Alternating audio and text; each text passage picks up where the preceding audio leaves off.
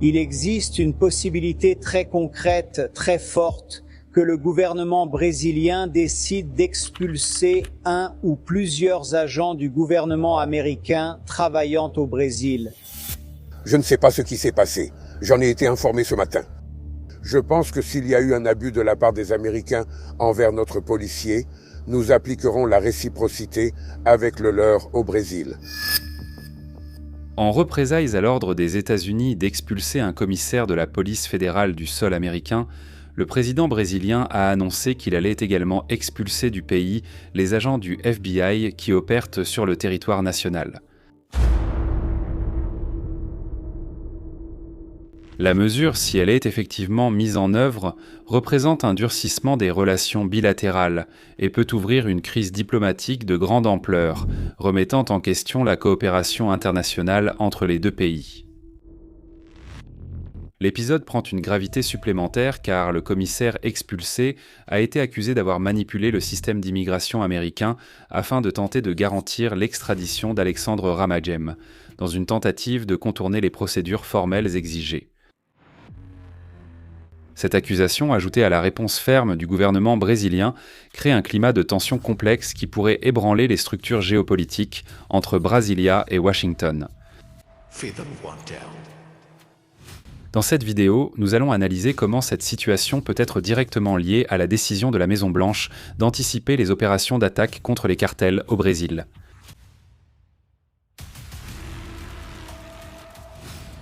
Bienvenue à Vida no Quartel. Non, il n'y a pas de discussion, c'est-à-dire que nous voulons que les choses se passent de la manière la plus correcte possible, mais nous ne pouvons pas accepter cette ingérence, cet abus d'autorité que certains personnages américains veulent exercer à l'égard du Brésil. L'expulsion du commissaire Marcelo Ivo de Carvalho des États-Unis, où il travaillait depuis 2023 comme officier de liaison de la police fédérale auprès de l'ICE à Miami, menace de mettre en péril ce partenariat historique entre le Brésil et les États-Unis. Vida no Quartel. La mesure peut compromettre la confiance mutuelle et rendre difficile la poursuite des opérations conjointes, justement à un moment où la coopération internationale est considérée comme essentielle pour faire face à des réseaux criminels de plus en plus sophistiqués. Vida no Quartel, le commissaire brésilien a contourné le système d'immigration américain pour faciliter l'extradition d'Alexandre Ramalho. Cela peut sérieusement compromettre la crédibilité de la police fédérale auprès de ses partenaires. Cet épisode ouvre la voie à des tensions diplomatiques et remet en question la politisation des forces de police brésiliennes, qui sont des institutions d'État et non de gouvernement. La coopération policière entre le Brésil et les États-Unis est ancienne et formalisée par le biais de protocoles d'accord qui permettent l'action croisée de commissaires de la police fédérale sur le territoire des États-Unis et d'agents fédéraux américains sur le sol brésilien. Cet accord a été conçu pour renforcer la lutte contre le crime organisé transnational en favorisant l'échange d'informations et les opérations conjointes. Des agences fédérales telles que le FBI, la DEA et le service secret maintiennent déjà une présence active au Brésil depuis des années, y compris avec le bureau permanent du Secret Service à l'intérieur du consulat américain à São Paulo. Certains journalistes nord-américains estiment que la menace du président brésilien d'expulser les agents fédéraux des États-Unis pourrait être le déclencheur pour accélérer l'offensive militaire américaine contre les cartels sur le territoire national, dans le cadre de l'offensive du bouclier des Amériques. Les États-Unis envoient ici un message, un avertissement au Brésil qu'ils vont lancer une offensive contre le PCC et le Commando Vermelho. Ce mouvement, selon les analystes, pourrait transformer la rhétorique en action concrète, plaçant le Brésil au centre d'une opération internationale de lutte contre le crime organisé. Dans un contexte où les récits politiques peuvent anticiper des décisions stratégiques, les propos du président brésilien pourraient amener Donald Trump à agir rapidement sur l'échiquier géopolitique.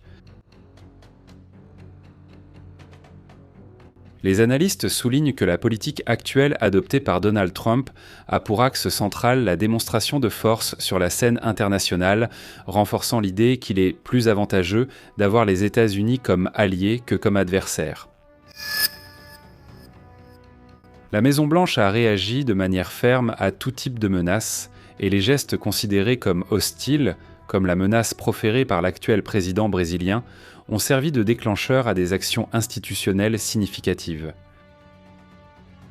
Un autre point important à souligner est que le gouvernement brésilien actuel a affirmé que le commissaire Marcelo Ivo aurait participé directement à l'arrestation d'Alexandre Ramagem aux États-Unis.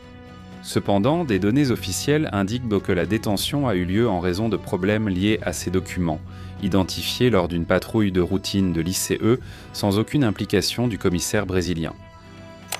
Et le Brésil parlait d'une coopération avec les États-Unis, affirmant que l'ICE aurait aidé les autorités locales à procéder à l'arrestation. Le fait est qu'il s'est rendu à l'ICE parce qu'il avait des documents illégaux, son passeport diplomatique n'était plus valable et il a été immédiatement arrêté. Alors la question s'est posée, quelle est cette coopération avec l'ICE où ce sont les autorités locales qui arrêtent? Il est envoyé et 2 jours plus tard, il est libéré. C'était vraiment étrange. Et aujourd'hui, cette décision est tombée, celle du gouvernement américain disant que le commissaire qui aurait collaboré avec l'ICE pour procéder à l'arrestation doit quitter le pays.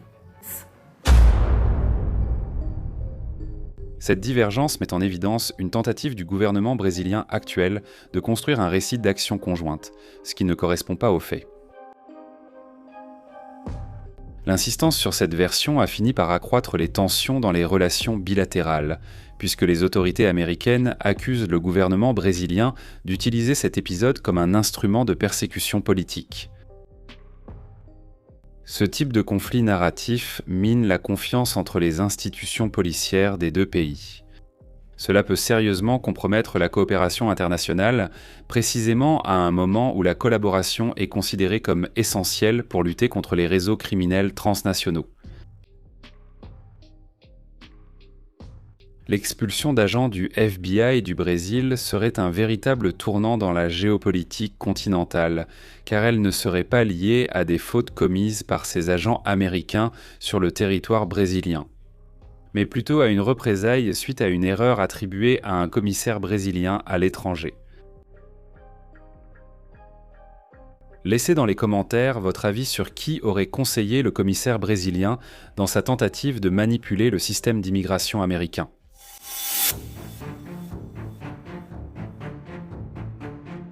Nous tenions à remercier profondément les membres de la chaîne, qui ont contribué activement au maintien des activités quotidiennes de Vida no Quartel. En plus de croire au projet, vous êtes une partie essentielle de cette communauté qui, comme tous les abonnés, partage le rêve de voir un Brésil plus juste, libéré de la corruption et de la violence.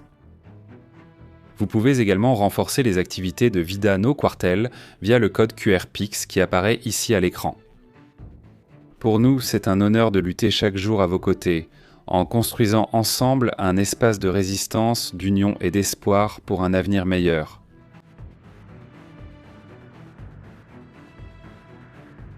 Ici, à Vida no Quartel, vous restez informés de tout ce qui se passe dans le monde militaire.